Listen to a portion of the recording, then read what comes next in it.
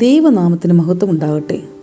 2026 UAE centre Sevika സംഘമായി വലിയ നോമ്പിലേക്ക് തിരഞ്ഞെടുത്തിരിക്കുന്ന വിഷയം സ്നേഹധ്വനി, pose for the cross എന്നുള്ളതാണല്ലോ.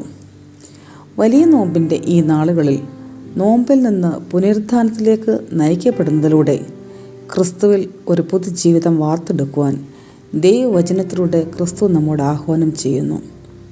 2 കൊരിന്ത്യർ 5-ാം അധ്യായം 17-ാം വാക്യത്തിൽ ഇപ്രകാരം രേഖപ്പെടുത്തിയിരിക്കുന്നു: ഒരുവൻ ക്രിസ്തുവിലായാൽ പുതിയ സൃഷ്ടിയാകുന്നു, പഴയത് കഴിഞ്ഞുപോയി, ഇതാ അത് പുതുതായി തീർന്നിരിക്കുന്നു. വലിയ നോമ്പിൽ മാത്രമല്ല, ഓരോ ദിവസവും തിരക്കേറിയ നമ്മുടെ ജീവിതയാത്രയിൽ, നമ്മുടെ ഭവനങ്ങളിൽ, സമൂഹത്തിൽ, ജോലി മേഖലകളിൽ നാം ആയിരിക്കുന്ന ഏത് സാഹചര്യത്തിലും നമുക്ക് ക്രിസ്തുവിൽ പുതിയ സൃഷ്ടിയായി തീരുവാൻ സാധിക്കണം. വിശുദ്ധ മത്തായി എഴുതിയ സുവിശേഷം 25-ാം അധ്യായം 35 മുതലുള്ള വാക്യങ്ങളിൽ ഇപ്രകാരം രേഖപ്പെടുത്തിയിരിക്കുന്നു: എനിക്ക് വിശന്നു, നിങ്ങൾ ഭക്ഷിപ്പാൻ തന്നു; ദാഹിച്ചു, നിങ്ങൾ കുടിപ്പാൻ തന്നു.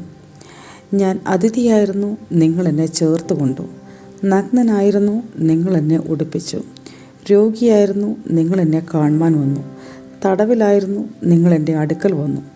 ഇത് കേട്ട ഒരു കൂട്ടം നീതിമാന്മാർ, കർത്താവേ, ഇതൊക്കെയും എപ്പോൾ ഞങ്ങൾ നിനക്ക് വേണ്ടി ചെയ്തു എന്ന് ചോദിക്കുമ്പോൾ, ഈ ഏറ്റവും ചെറിയ സഹോദരന്മാരിൽ ഒരുത്തിന് നിങ്ങൾ ചെയ്തിടത്തോളം എല്ലാം എനിക്ക് ചെയ്തു എന്ന് ക്രിസ്തു വെളിപ്പെടുത്തുന്നതോടൊപ്പം നീതിമാന്മാരെ നിത്യരാജ്യത്തിൻ്റെ അവകാശത്തിലേക്ക് വിളിക്കപ്പെടുകയും ചെയ്യുന്നു.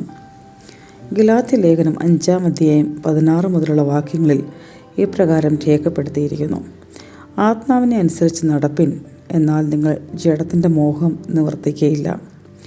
ജഡത്തിൻ്റെ പ്രവൃത്തികളോ ദുർനടപ്പ്, അശുദ്ധി, ദുഷ്കാമം, വിഗ്രഹാരാധന, ആഭിചാരം, പക, പിണക്കം, ജാരശങ്ക, ക്രോധം, ശാഠ്യം, ദ്വന്ദ്വപക്ഷം, ഭിന്നത, അസൂയ, മദ്യപാനം, വെറിക്കൂത്ത് എന്നിവ ഇന്ന് വെളിവാകുന്നു. ഈ വക പ്രവർത്തിക്കുന്നവൻ ദൈവരാജ്യം അവകാശമാക്കുകയില്ല.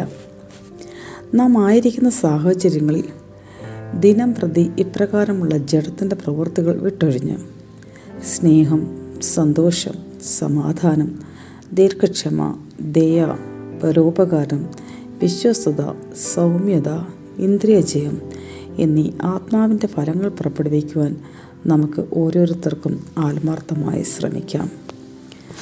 നാം ഇന്നായിരിക്കുന്ന നിലയിൽ നമ്മെ ആക്കിയെടുത്ത നമ്മുടെ മാതാപിതാക്കളെ വൃദ്ധസദനങ്ങളിലും ഒറ്റപ്പെടുത്തലിൻ്റെ അവസ്ഥകളിലേക്കും മാറ്റപ്പെടുന്ന ഒരു കാലഘട്ടത്തിൽ നാം ജീവിക്കുമ്പോൾ ആത്മാവിൻ്റെ ഫലങ്ങൾ നമ്മിലുണ്ടോ എന്ന് നാം ചിന്തിക്കേണ്ടിയിരിക്കുന്നു. ഭാരങ്ങളിലും പ്രയാസങ്ങളിലും രോഗങ്ങളിലും ദുഃഖങ്ങളിലുമായിരിക്കുന്ന നമ്മുടെ സമൂഹത്തിലേക്ക് ദൈവസ്നേഹം പകരപ്പെടുവാൻ നമുക്ക് സാധിക്കുന്നുണ്ടോ? 1 കൊരിന്ത്യർ 13-ാം അധ്യായത്തിൽ രേഖപ്പെടുത്തിയിരിക്കുന്നത് പോലെ എല്ലാ സൽഫലങ്ങളിലും ഏറ്റവും വലുത് സ്നേഹം തന്നെ.